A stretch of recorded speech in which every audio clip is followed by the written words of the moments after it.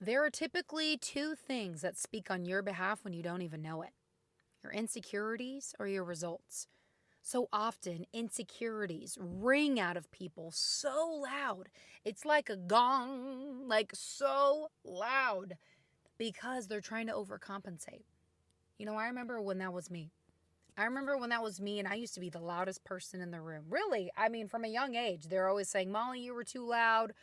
Molly, you talk too much. Molly, you're this. Molly, you're that. And I've done so many different trainings on the power of your voice and people trying to speak over me, saying that I shouldn't be talking. And really, being a rebel that I am, I didn't really listen. I got in trouble for that, but I didn't listen because I knew at a very young age that I needed to use my voice.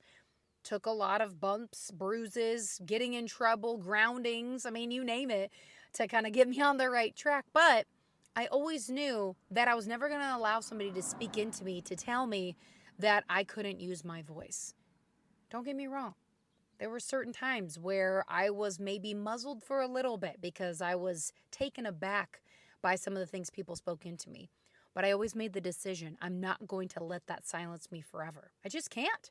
My voice is too important. And I don't say that out of a place of pride. I say that out of a place of knowing because I knew that God gave me something powerful with this voice. And I just pray that other people realize that.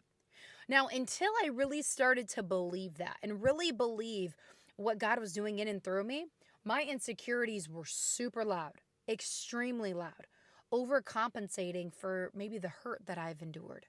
People speaking things over me, people not believing in me, people trying to tear me down because I'm trying to do something that benefits others. You name it. I had insecurities that spoke very loud. Also, I remember certain environments that I was in that I was even louder because everybody else was loud. So when you are in an insecure room, it tends to get really loud. I'm going to say that one more time. When you are in an insecure room full of people, it tends to get very loud. Everyone talking over each other, everyone wanting to be heard. And I remember moments in my life where I would look around being like, why are any of us even talking? Why am I talking? What's the point? And I get brought back to one of the verses in Proverbs 31, really talking about that Proverbs 31 woman. And there's a lot that you can lean in on in that chapter. But one of my favorite lines is, her words have weight. Her words have weight. That always rang true to me because I remember there were so many times where my words didn't have weight. Some people let me know, some didn't. Some I didn't care what they said, and others it stung like, oh, really? First, instantly I was offended. My pride, my ego was bruised. And I was like, why is that? Why is that? I was in so many rooms, I feel like, when I was in my 20s where it was just so loud because of so many insecurities. Now, when it comes to the two things that are speaking on your behalf, insecurities, we could talk about that all day long. But I do want to talk about results. Now, what the world will tell you, you need to have the home, the car, the watch, the bank account, the purse, the outfits, the marriage, the relationship, whatever, in order to be able to have results. But a lot of the results that most people miss are the ones that are the internal wins, the spiritual wins, the relational wins. The wins where I remember I used to really get hot with people, get very short tempered, because I always felt like people were against me. I had that victim mentality. People are against me. They love to offend me. They love to let me down. And that kind of mindset serves nobody. I was offended all the time until somebody gave me The Bait of Satan. By the way, an incredible book. If you've never read it, read it. I read the first 3 pages. I didn't need to read any more. I said, this book is for me. I was convicted on the first 3 pages. And I said, Lord, created me a clean heart because I am offended all over the place. And offense came from insecurities. It truly did. Until I was able to really dig down deep as to why was I insecure by that particular offense. And here's the thing about offense. I heard something really powerful about offense. This was powerful. Offense is you have to accept it. You have to accept the offense. You have to take something that somebody says and you actually have to accept it, so you are offended. And when you think about it's not just something that happens to you, it's a choice that's made. You get to make that choice. I remember in my 20s where I literally boiled everything down to choices. I get to make the choice whether I am mad, I am sad. I get to make the choice whether I'm going to do something or not. I get to make the choice if I want to dot dot dot. Everything is a choice. We choose what we want to focus on. So results, a lot of the results that most wealthy people that I hear wish that they had were results in relationships, true people in their corner, not just wanting them for what they have.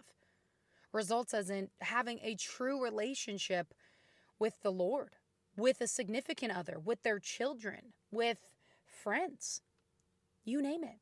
So often we will let physical things define our results when really the true results, the true health is when you have nothing, you feel like you have everything. What do I mean by that? You have people that you love that are with you through thick and thin. You have a roof over your head. You have food to eat. They may sound very basic and minuscule, but when you've gone from having a lot to having a little, you really appreciate when you have had more.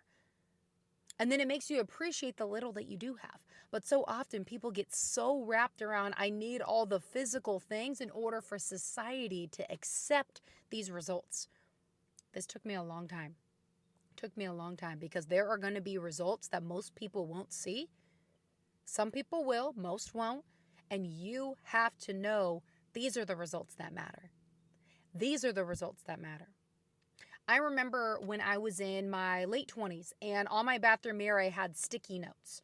These sticky notes were having a jet by 2025, multiple investment properties, all because it sounded good. It looked good. It was something that I could wrap up in my impact bubble of, oh, look at me. I've had all this impact and look at everything that I could do. I always knew that wealth was going to be a big part of my life. But little did I know what I had to do to refine in order to get it. So results don't always have to be the big things. Truly, you meet some of the wealthiest people in the world, and it's not the big things that matter.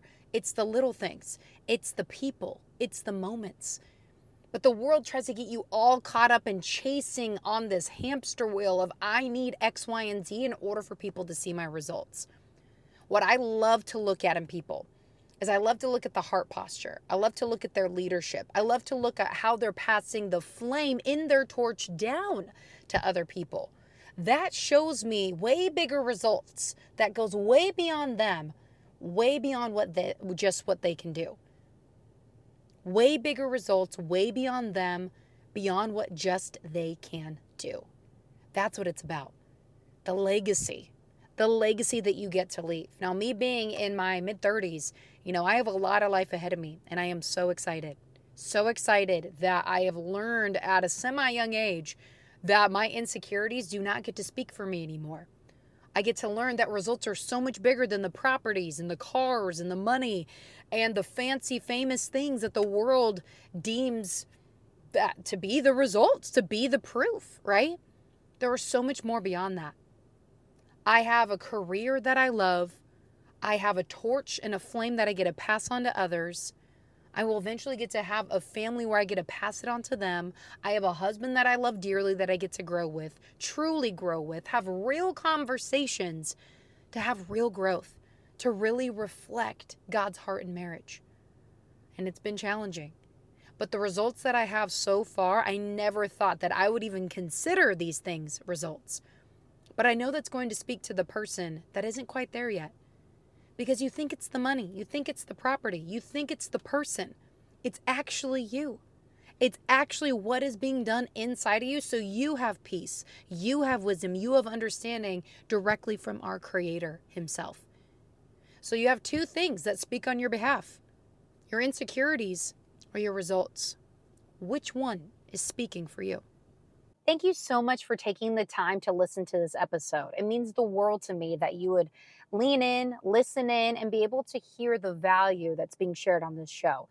Don't forget, if you love this episode, rate the show, leave me a review, be sure to share it with a friend, and don't forget to tag me on social media. I will definitely be giving you a shout out. Also, come say hi, drop in the DMs. I would love to be able to hear what stood out to you the most on the episode and if there's any topics that you would like to hear on the show. We'll see you next time.